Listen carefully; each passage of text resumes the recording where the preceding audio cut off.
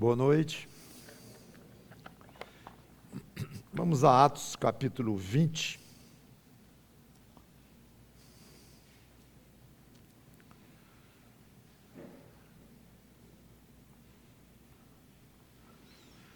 Continuando com as nossas pregações no livro de Atos, estamos ao final da chamada terceira viagem missionária do apóstolo Paulo e seus ajudantes.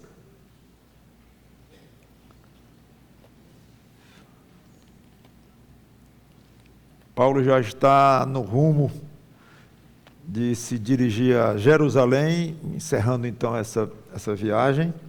Ele estava com uma certa pressa para aproveitar a festa de Pentecostes, que haveria lá em Jerusalém. Então, em Atos 20, 13 a 16, nós lemos assim: esse nós é Lucas se incluindo no grupo que é o autor do livro de Atos. Nós, porém, prosseguindo, embarcamos e navegamos para Assôis, onde devíamos receber Paulo, porque assim nos fora determinado, devendo ele ir por terra. Quando se reuniu conosco em Assôis, recebemos-lo a bordo e fomos a Mitilene. Dali, navegando no dia seguinte, passamos defronte de Quios no dia imediato, tocamos em Samos e um dia depois chegamos a Mileto. Paulo já havia determinado não aportar em Éfeso, não querendo demorar-se na Ásia, porque se apressava com o intuito de passar o dia de Pentecostes em Jerusalém, caso lhe fosse possível. Vamos orar.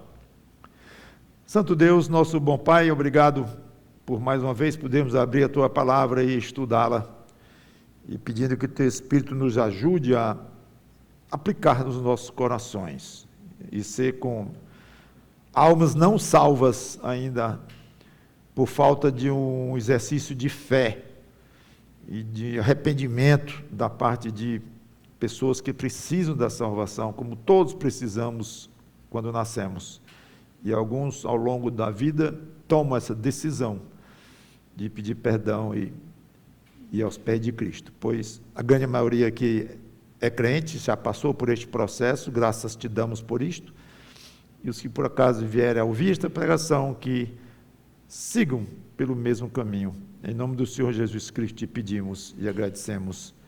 Amém. Observe a expressão no final do versículo 16, que Paulo estava com o plano de passar Pentecostes em Jerusalém, caso lhe fosse possível. Mas o grande Paulo, colocando essa condição, talvez possa parecer um pouco estranho, ele falar como qualquer um de nós falaria hoje. Eu estou pensando em ir para o lugar tal, e fazer assim, assado, com esses planos assim, se Deus quiser, se for possível. Então, Paulo está aqui igual, como um de nós, isso é ótimo, para nós desmistificarmos a ideia de Paulo quase como um anjo, em contato direto com Deus o tempo todo, enquanto fazia suas viagens missionárias, enquanto estava em pleno apostolado, em pleno ministério. Deus então falava com Paulo, Jesus Cristo aparecia a Paulo, como apareceu várias vezes, dizia isso, dizia aquilo, vai para ali, vai para acolá e tal. Então Paulo era dirigido passo a passo, largamente dirigido por Deus de uma maneira direta. Não é bem assim, não é bem assim, é bom nós termos uma noção disso, e claro que em termos de doutrinas e de profecias, ele só sabia o que Deus lhe revelava, sim, diretamente, ele precisava dessas revelações, não tinha poder em si próprio, como ninguém tem, para fazer revelações de Deus por conta própria, o próprio nome diz, né? Revelação de Deus, tem que ser Deus revelando, correto. Mas esses momentos na vida de Paulo, até onde podemos ver, e esse é um bom exemplo, eram especiais, eram momentos bem particulares, em que Deus falava com ele, e não deviam ser assim muito frequentes, não.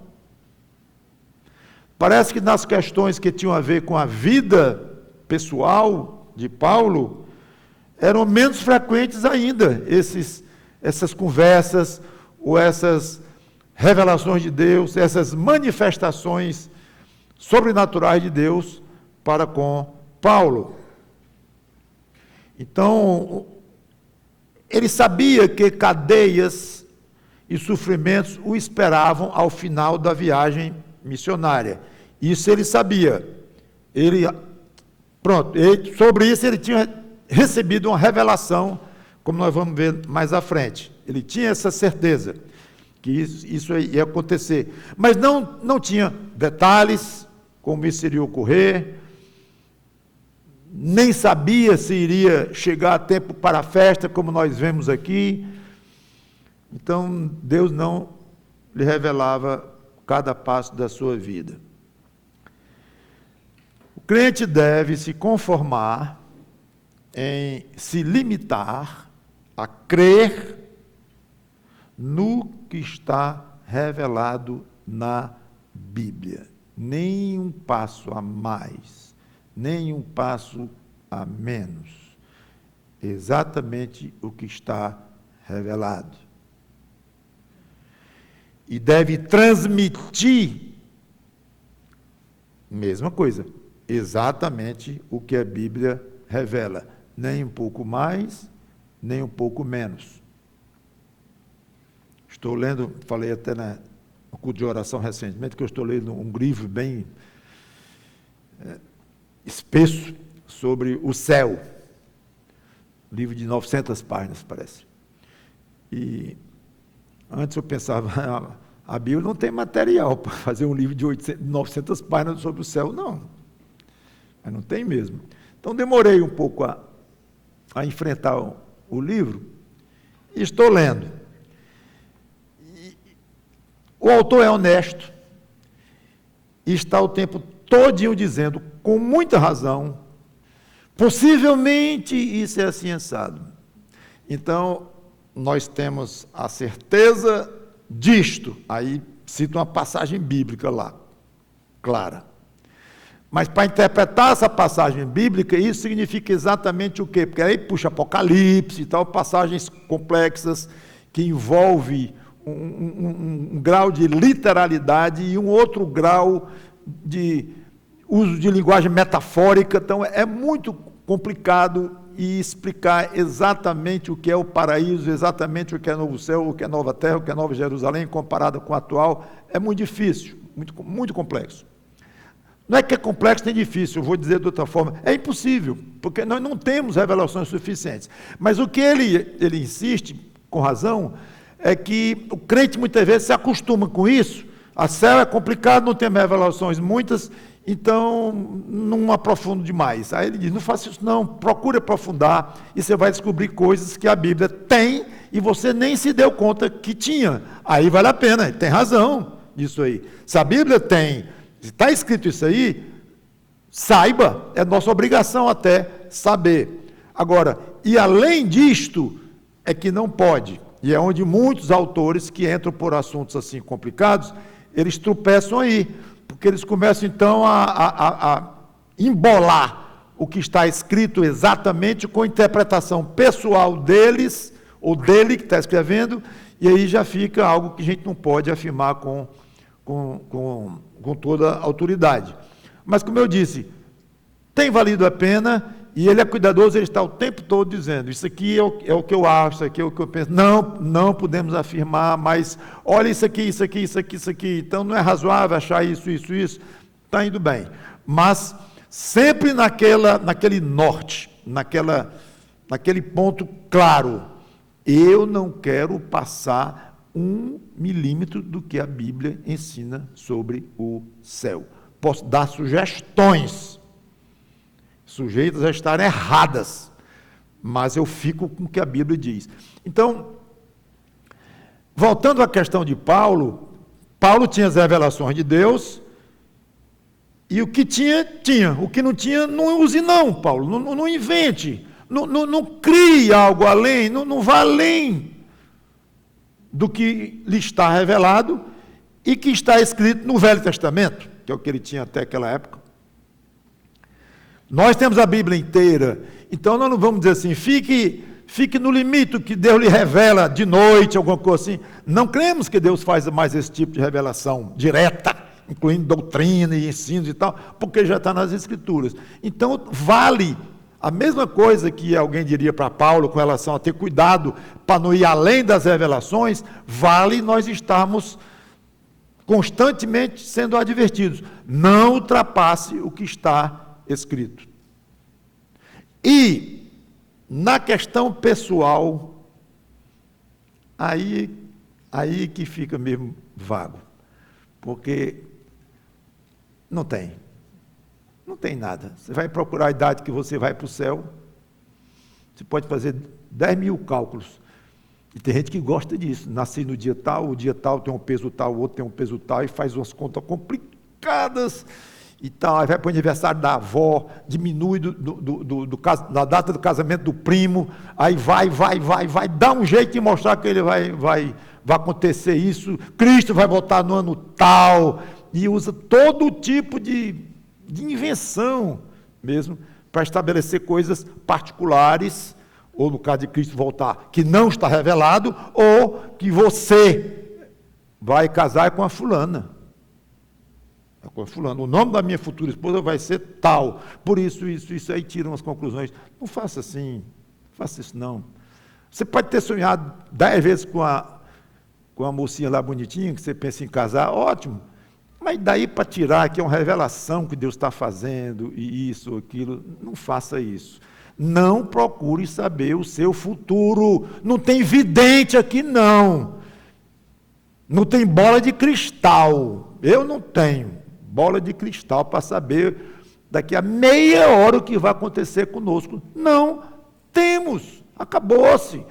Então tem que se conformar com isto. Agora, é muito tentador,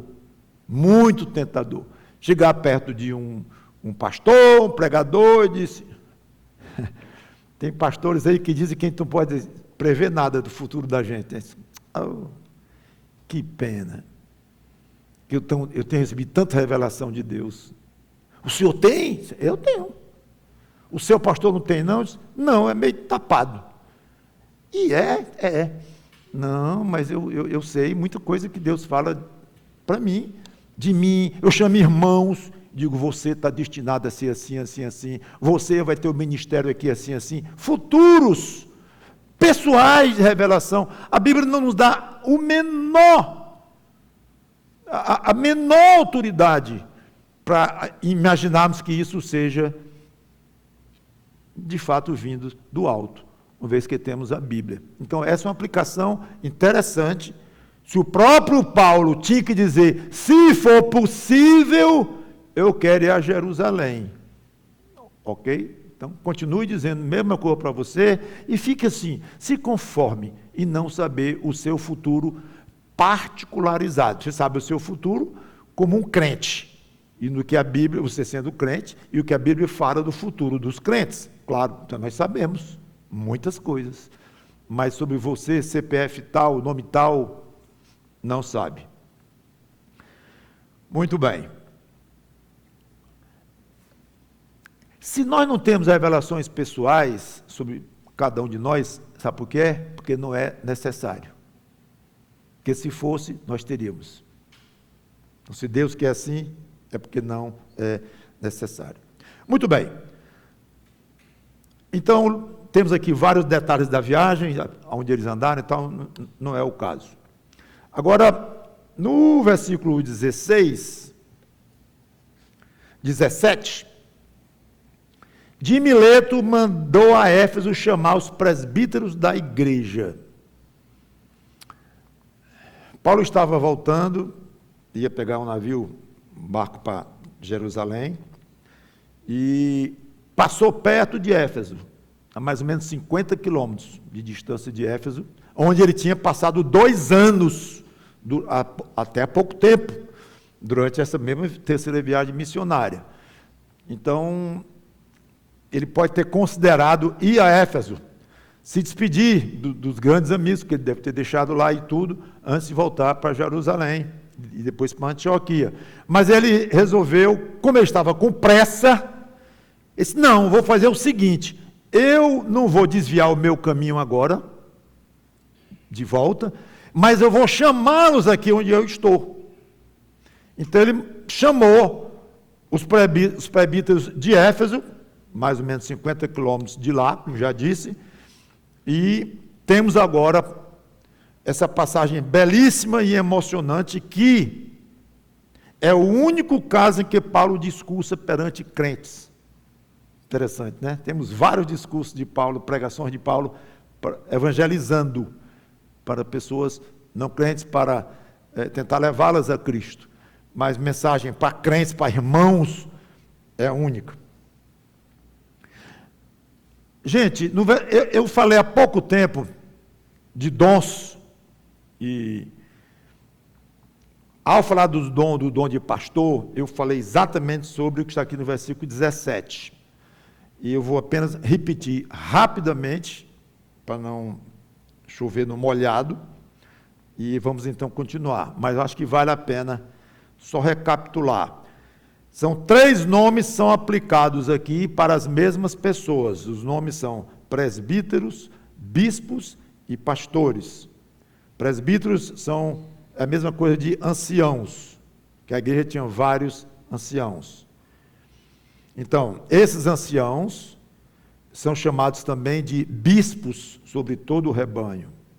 E depois, esses mesmos homens foram chamados para pastoreardes a igreja de Deus. Então, os mesmos homens que estavam lá na frente de Paulo desempenharam as 3 funções, cada um com a sua característica, mas eles mesmos sendo ao mesmo tempo presbítero, ou literalmente ancião, a ideia não obrigatoriamente de idade, mas de maturidade e experiência.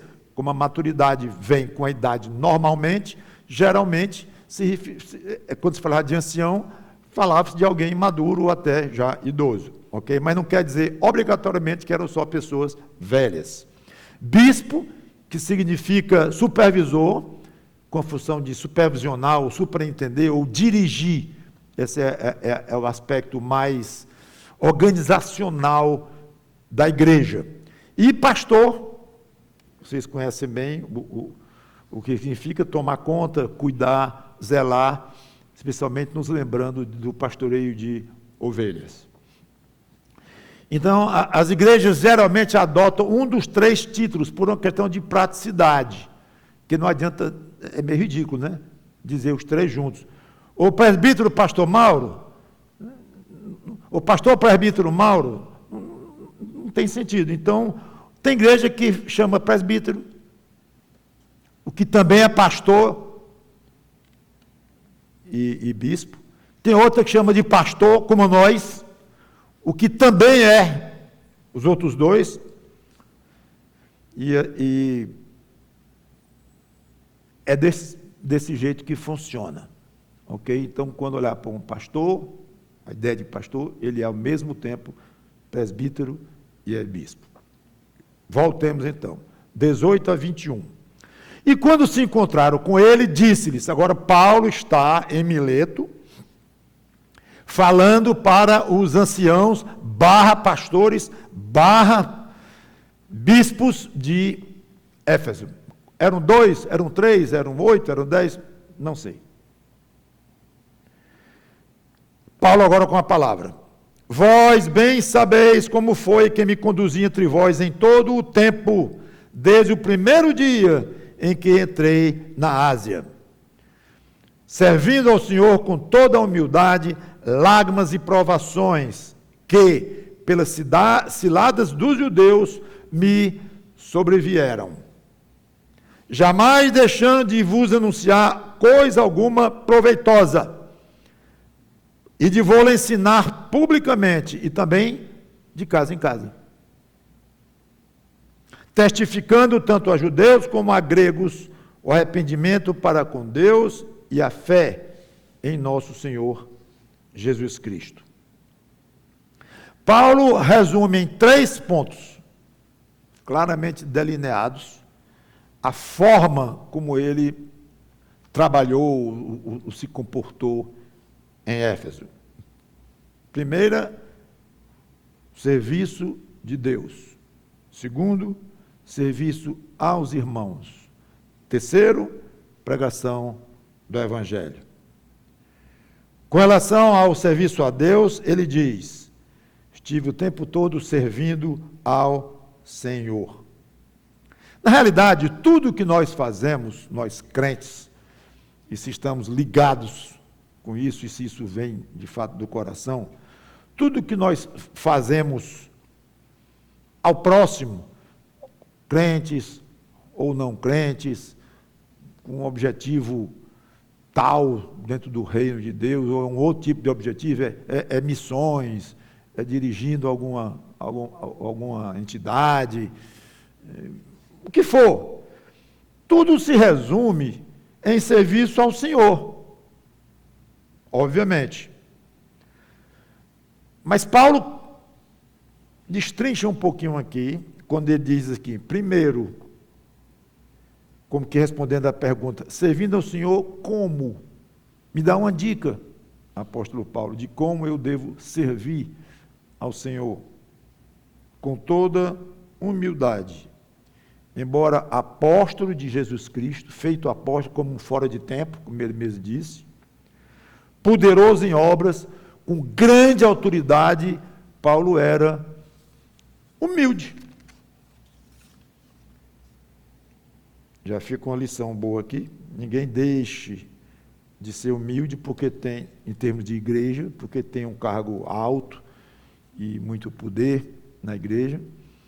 Ao contrário, a falta de humildade pode gerar a perda daquele cargo, uma vez que é fundamental essa questão.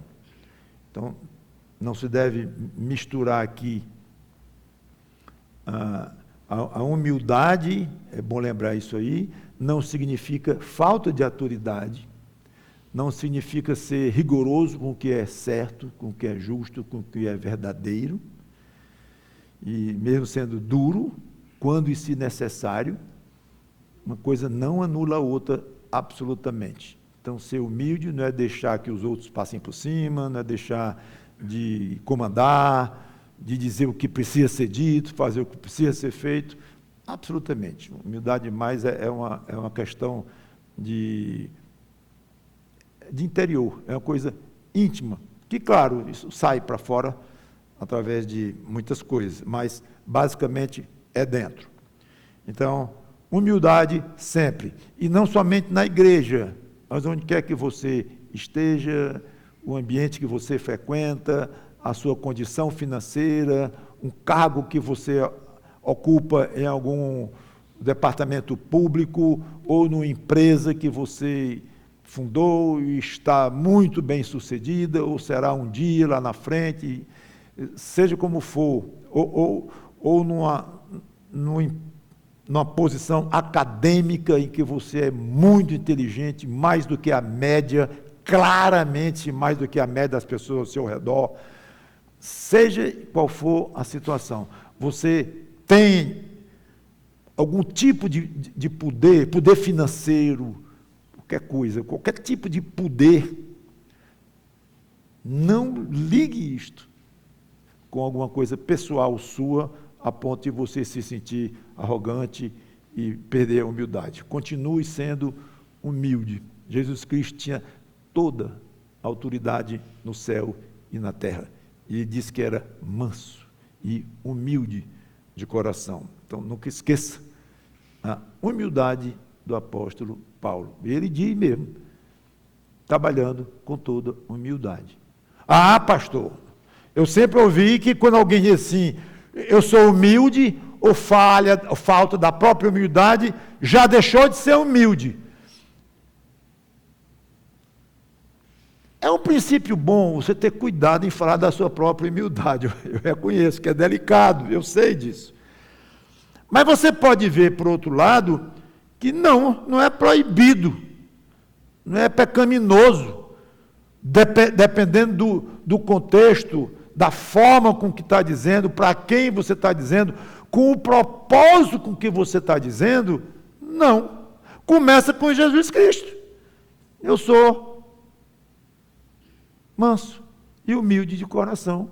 Ele se chamou de humilde. Como é que podemos dizer que quem fala que é humilde está deixando de ser humilde? Não é bem assim. Paulo aqui, nós não estamos ouvindo falar, mas lemos o contexto. Pergunto, o contexto mostra algum tipo de arrogância e tudo? Absolutamente. Então, ele apenas disse aqui, sabe o quê? Assim, quem fala da própria humildade desta forma está dizendo assim, eu sei a importância de ser humilde. Isso não me passou despercebido. Eu estou consciente disto, e eu faço questão de me portar com humildade, porque é muito importante essa postura. E eu tenho tentado. Pronto, é isso que ele está dizendo. Então, se você, em alguma situação, alguma reunião, alguma conversa, for o caso de você colocar algo assim, coloque, mas sempre pensando que há riscos de realmente parecer uma autoexaltação que não seria bom, ok? Mas não é absolutamente proibido falar na própria humildade, não. Podendo evitar, tudo bem. Segunda maneira de Paulo de dizer como se comportava no serviço ao Senhor, com lágrimas. Que devia ser lágrimas de alegria, né? Não, era não. É claro que ele teve bons momentos de alegria, de lazer com irmãos, tudo isso. Ele fala de gozo na companhia dos irmãos, de alegria, tudo. Mas, não. O contexto aqui era sofrimento de perseguições. E ele até explica mais lá na frente, perseguições de judeus. Perseguições contra ele próprio e contra companheiros deles que apanharam em público, e nós vimos isso aqui recentemente. Então, até Cristo voltar, irmãos, lágrimas por causa de perseguições farão parte da fidelidade a Cristo, em níveis variáveis, para cada crente, às vezes para cada região ou cada país. O nosso país, Brasil, não tem sido um país onde tem havido uma perseguição religiosa forte, afrontosa. Se há uma perseguição religiosa, eu diria, talvez mais do próprio diabo, através de modos muito sutis, que isso é perseguição religiosa, enganando e fazendo a ideia de que o Brasil todo está meio convertido a Cristo, evangélicos se reúnam, tem sido muito politizado, abusado politicamente desse aspecto, às vezes, de tudo junto e abrir mão. Para que doutrina tão rígido com doutrina? É o amor e falar em Jesus, ou então contra uma determinada facção ideológica no país. Então, ser servo de Cristo ou ser cristão é estar contra uma ideologia contrária, política, puramente política. Isso é uma perseguição, na minha maneira de ver, porque o crente, muitas vezes, ele é pressionado até por chamados irmãos de várias formas. Isso não deixa de ser uma espécie de uma perseguição. Perseguição, o diabo é perito, doutorado. Então não é só aquela perseguição clássica, que é a perseguição física, pessoal, financeira, de liberdade, de prender. Não é só isto. Existe em vários países até de matar, como nós sabemos, e hoje. Mas não pense que o país não há nenhum tipo de perseguição a crentes. Atualmente, eu diria que há perseguição sutil do grande inimigo, através de servos dele, que confundem a cabeça dos que já são crentes. Isso não é perseguição, eu não sei o que é. É um estilo de perseguição. E há uma espécie de perseguição também, essa mais direta, é mais fácil de ser observado, social, familiar.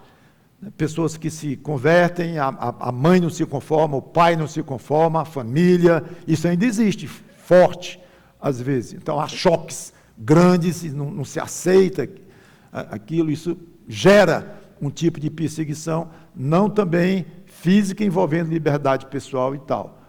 Por enquanto, nós não sabemos o que é isso. Em tudo devemos dar graças, então vamos dizer graças a Deus.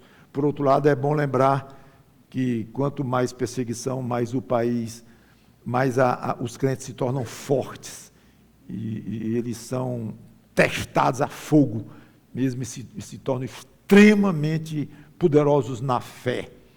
Agora, a gente deseja isso, é delicado a pergunta, porque quem deseja a própria perseguição, o sofrimento, ver uma esposa na prisão, o marido sendo morto, e ninguém deseja, ninguém quer isto. Por outro lado, a gente sabe que isso é benéfico, espiritualmente benéfico para a igreja. Então, vamos agradecer a Deus pelo Brasil do jeito que ele é hoje, da maneira como ele é, sem deixar de orar pelos que são perseguidos, que o mesmo Deus que permite que nós não sejamos aqui desta forma, está permitindo que outros sejam. E, segundo, se quando vier para cá, dizer, pronto, chegou a nossa vez, não é ficar desesperado e nem começar a questionar Deus ou coisa assim. Não, chegou a nossa hora e pode chegar a qualquer momento. Mas então, lágrimas fazem parte da vida de um crente. O mesmo Paulo disse lá em Filipenses 1:29, né, que quem quer ser fiel vai ser perseguido. Né? Está escrito lá. Então, nós que não sofremos tanto desta maneira mais imediata, vamos ser gratos, como já comentei, preparados, como já comentei, e ajudar os que sofrem, nem que seja com oração, ou de repente, tirando um pouquinho da sua renda, um pouquinho que seja, e manda para alguma organização séria, que ajuda refugiados. Há várias ideias de ajudar. Muito bem. Então, Paulo falou, o terceiro ponto que ele coloca é, no meio de provações. Então, com humildade, com lágrimas e no meio de provações. Aqui não quer dizer só perseguição. A palavra aqui é geral. Embora aponta mais para a perseguição dos judeus, mas é mais geral, o que nos dá a pensar que o serviço de Deus, além de perseguições, traz muitas provações, dificuldades. O dia eu estava lendo a biografia de um irmão que estava fazendo a Bíblia Scofield, ele, o próprio, e depois de meses, ou foi anos de trabalho, não tinha papel carbono, tudo original. Ele colocou no navio, na Europa, para trazer para os Estados Unidos. Ele era americano. Perdeu. A carga dele, o pacote dele, sumiu. Aí você lê assim, não, senhor, não pode. Não pode. O trabalho belíssimo, valiosíssimo. Aí Deus diz assim, perde. Aí o que ele fez? Suicidou-se. Não, ele fez de novo. Suicidou-se coisa nenhuma. Fez de novo. Tudo de novo, do zero. Foi. E fez de novo. Não, esse podia dizer no fim da vida, e dizer, eita pessoal, o trabalho ao Senhor é feito com muita provação. O senhor foi perseguido quando? Não, perseguido por ninguém, não foi meu caso. Mas, provação eu posso falar um bocado aqui. Né? E parece que o nosso tradutor ao português, João Ferreira de Almeida, houve algo parecido. Também, já li também a biografia dele, não está tão claro na minha cabeça, mas há algo também de perder originais, de roubarem, ou coisa desse tipo. E é difícil você não balançar na hora que está tomando conhecimento disto pela primeira vez, e você vê a dificuldade de fazer aquilo, e Deus permitir perder uma coisa que, se tinha alguém no mundo para valorizar aquilo, era Deus. E se tem alguém no mundo com poder para guardar o que Ele quiser, é Deus. E Ele não valorizou. Aí vem, mas peraí, quem disse que Ele não valorizou? Aí começa, é quase impossível não parar a leitura e meditar, pensar, respirar. Esse é o meu Deus, esse é o nosso Deus, esse é o Deus do Senhor Jesus Cristo. Então não ache fim de mundo você fazer um trabalho grande, seja qual for, e Deus jogar aparentemente fora, ou dentro do rio. Acabou. O trabalho foi para ele. Observe que Paulo colocou isso dentro do título Trabalho ao Senhor. Então eu pergunto, os originais que desapareceram da Bíblia Scofield, perdeu. E foi feito a quem o trabalho? A quem Scofield ofereceu aquele trabalho? É um teste grande. Foi para mim? O senhor perguntando, né? Foi para mim? Foi, claro. Vamos ver? Posso testar? Desaparece. Vamos ver se foi para mim.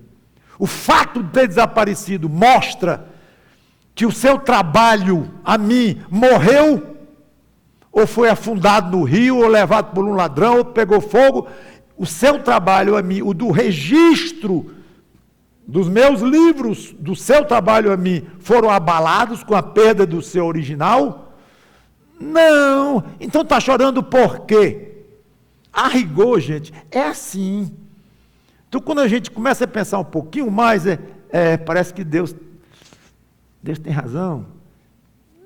Sempre vai ter razão, sempre vai ter lógica nas coisas de Deus, junto com os atributos dele, vai ter compaixão, vai ter justiça, vai ter tudo o que ele diz que é atributo dele, está lá, às vezes não muito claro para nós, às vezes nunca será claro, penso eu, para nós, nesta terra, nunca, não vamos entender todos os detalhes, mas uma perda de um trabalho desse, você viu que rapidamente eu expliquei aqui, se é para Deus, pode levar que não alterou nada, acabou-se. Agora, quando não é para Deus, é para a igreja, mas sem pensar no dono da igreja, é para você ficar conhecido e o seu trabalho ser referenciado por aí. Aí Deus vai dizer assim, era trabalho de Deus mesmo? Ou era trabalho seu para você? Saudável o trabalho, até para a igreja, mas eu não me conformo, não me satisfaço, melhor dizendo, com um trabalho que não começa pensando em mim, não me satisfaço. Você pode morrer de trabalhar para a minha igreja, ajudando pessoas, tudo, ótimo. Mas se esse seu trabalho enorme, de décadas de serviço, se isso não inicia com a oferta que você faz para mim, não trabalho com outro qualquer aí por baixo, não estou muito preocupado com isso não. Mais ou menos assim que eu entendo que é. Então, quer trabalhar para Deus, meu irmão, minha irmã, numa coisa pequena, média ou grande, não interessa em que vai dar. Mas quer trabalhar para Deus? Quero. Pois passe um bom tempo se preparando espiritualmente para realmente estar convencido de que o seu trabalho é para Deus. Quando você estiver convencido disso e disposto a perder esse trabalho, a levar esse trabalho, ou então o seu trabalho fica, mas você vai preso, morto por aquele trabalho, não importa, está pronto. Escrevi um livro, 3 anos fazendo um livro, 4 anos. Aí não teve editora nenhuma que quisesse publicar. Então, vou morrer, o livro vai ficar na gaveta. Não valeu a pena. Valeu não? Bom, editorialmente não, porque ninguém quis e tal. Parece que perdeu tempo. Mas foi para Deus? Foi. Tranquilo, como se tivesse, nesse aspecto, como se tivesse vendido 50 mil exemplares. Guarde isso, que o seu trabalho a Cristo seja desta forma. Segundo, serviço a Deus. Segundo, serviço aos irmãos, e ele especifica, jamais deixando de vos anunciar coisa alguma proveitosa e de vô-la ensinar publicamente de casa em casa. O segredo aqui, eu penso, é a palavra proveitoso, ou no caso, proveitosa. Literalmente significa carregar junto, e é usado então no sentido de ser produtivo, ser útil, carregar junto com o outro, é você ser útil a outro, ok? Deixa eu carregar isso com você. Opa, obrigado aqui pela ajuda. Então você foi proveitoso a essa pessoa, você causou um bem a essa pessoa, prático, você causou a ele algo proveitoso. Então Paulo diz, jamais deixando de vos anunciar coisa alguma proveitosa. E deve se referir aqui, eu imagino, conselhos, repreensões, advertências, porque o trabalho aqui não é ajuda financeira, não é ajuda física, o trabalho aqui é boca. Anunciar, é o que ele está dizendo aqui. Não está valendo aqui quando ele leva alguém para o hospital, ou fazer visita, devia fazer isso tudo, mas não, quando tinha condições. Mas o que ele está dizendo aqui não é isto. O serviço aos irmãos foi na forma de falar. Abrir a boca e falar. Aos que falam pouco, prestem atenção. Tem uns que falam muito com facilidade. Tem as desvantagens, que às vezes diz o que não devia dizer. Mas tem uns que falam um pouquinho, tem que sair arrancando. Né? Mas observe que a língua, o falar, é extremamente importante para o serviço cristão. E aqui, o serviço aos irmãos. Anunciar. Anunciar. Abre a boca e fala. O que, Paulo? Ele não diz.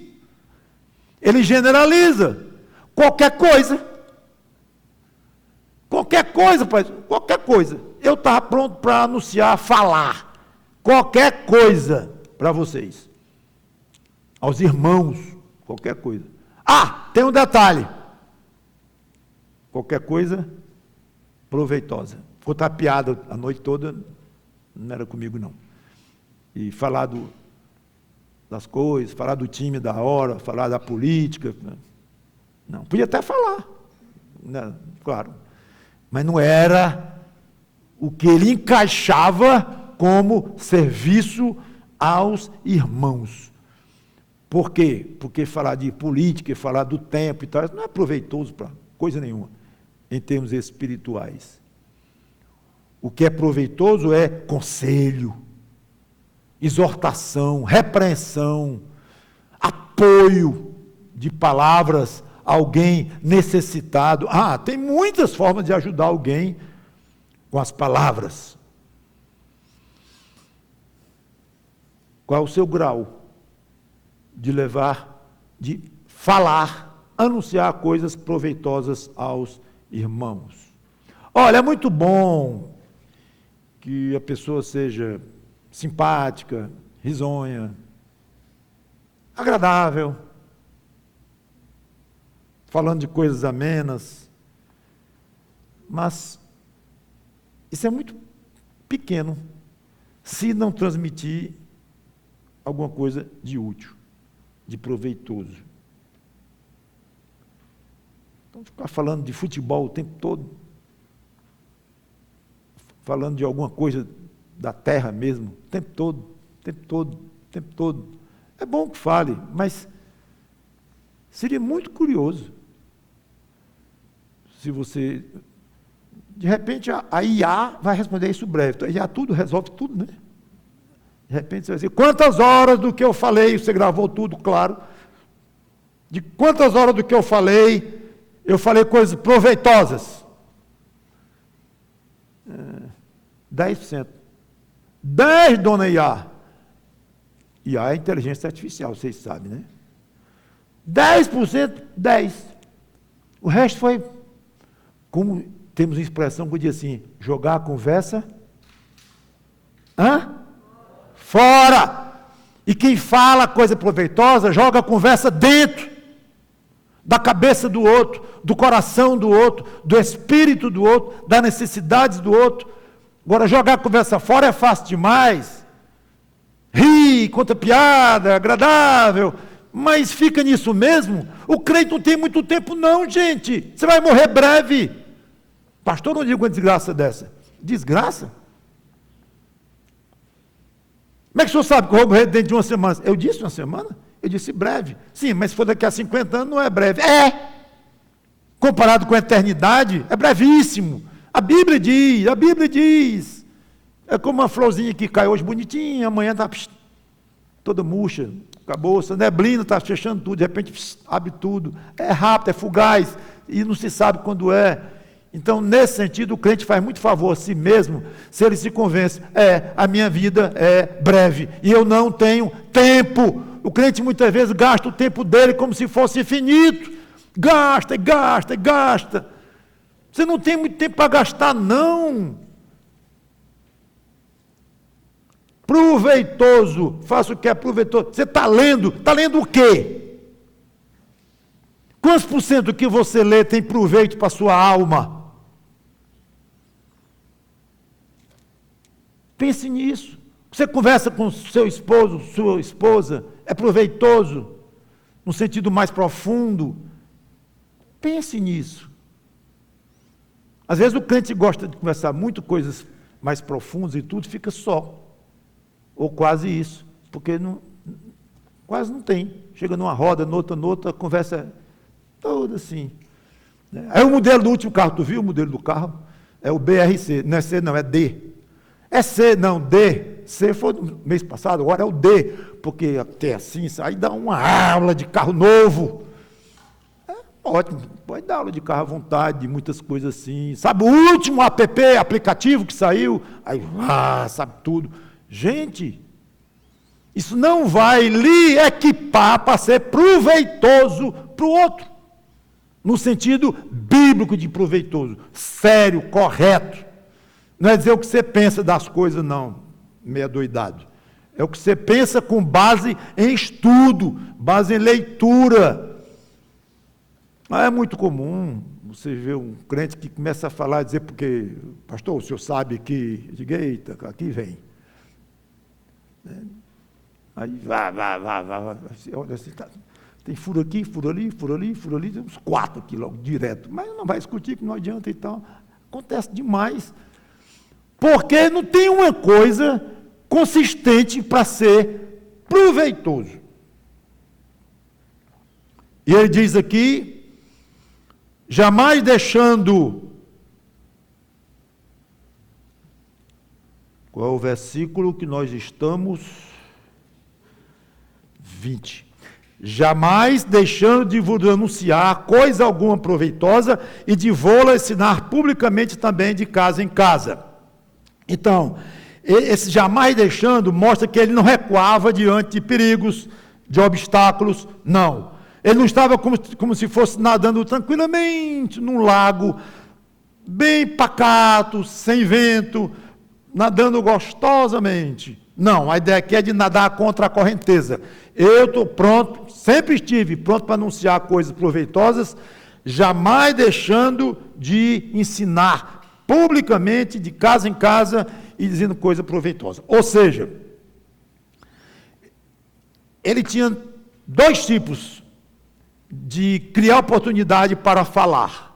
Primeira, em público, como pregador, usando o que ele tinha ali, ou nada, mas para falar para um público. E de casa em casa, é como conselheiro aqui, dando atenção pessoal, ouvindo, conversando e tudo mais. E aqui, especialmente o pastor. ele deve usar intensamente essas duas formas de ser proveitoso ao irmão, a parte pública e a parte privada, a parte pessoal. Mas existem muitos irmãos que, mesmo não sendo pastores, são plenamente dotados, sim, para levar coisas proveitosas, tanto de púlpito, numa aula, coisa assim, ou em conversas pessoais, ou visitando pessoas. A ideia de visitação hoje está cada vez mais fora da nossa realidade, por causa das distâncias, por causa da violência, do perigo, por causa das coisas tudo online. Então, visita casa em casa hoje é bem diferente do que naquela época. Óbvio, se é diferente do que era há 100 anos, imagina 2000 anos atrás. Mas ele fala aqui desse aspecto do costume dele público e particular. Terceiro e último, e eu encerro, testificando tanto a judeus como a gregos o arrependimento para com Deus e a fé em nosso Senhor Jesus. Agora ele fala do ministério dele aos não crentes.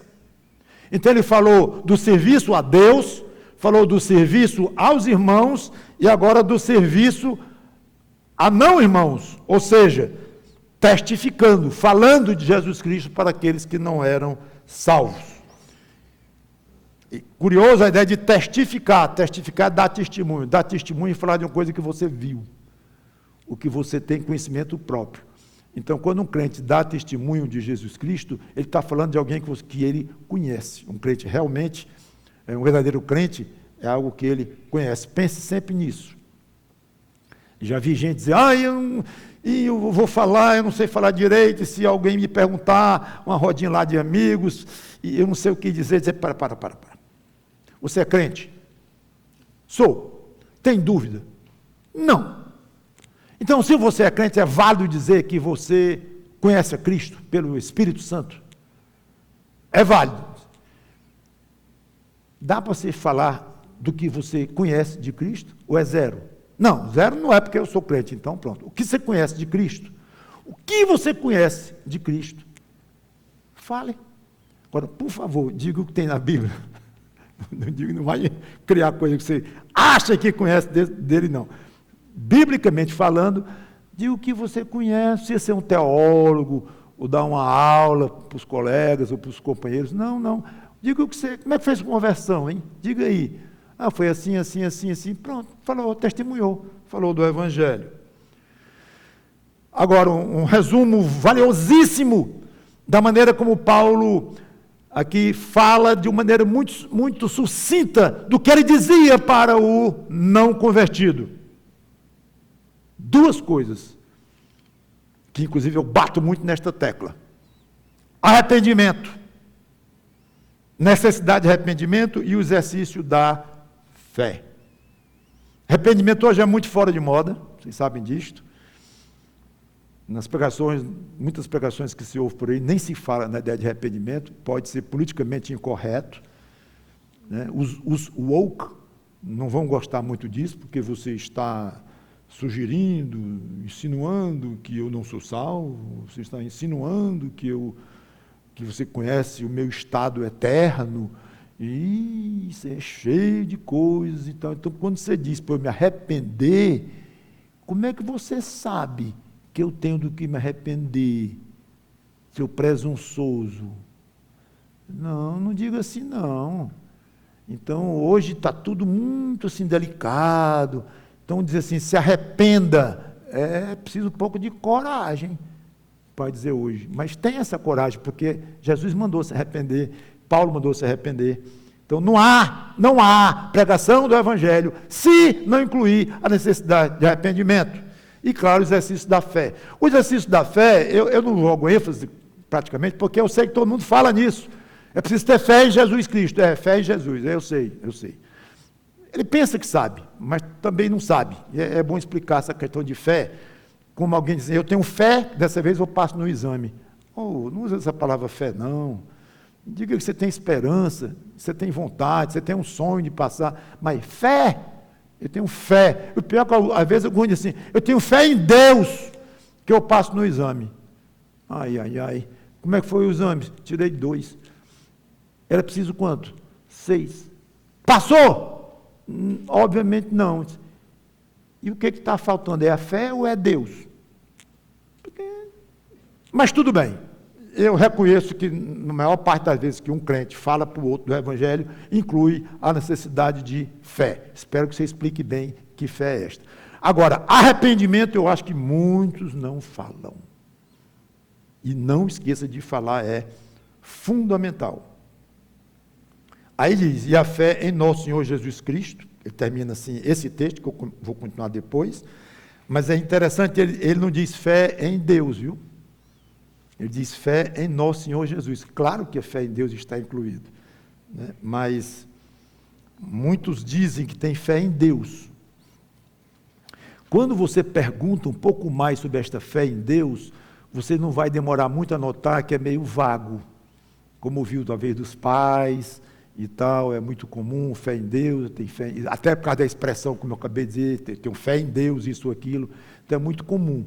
Mas alguém dizer eu tenho fé em Jesus Cristo, é bem mais raro, né? E é bom, de vez em quando, você falar assim e enfatizar esse aspecto de uma fé dirigida ao Senhor Jesus Cristo. Vamos orar, que Deus nos abençoe em tudo o que foi dito aqui. Santo Deus, nosso bom Pai, obrigado por este tempo, que o Teu Espírito Santo nos ajude a entender essas coisas e a praticá-las. Em nome do Senhor Jesus Cristo. Amém.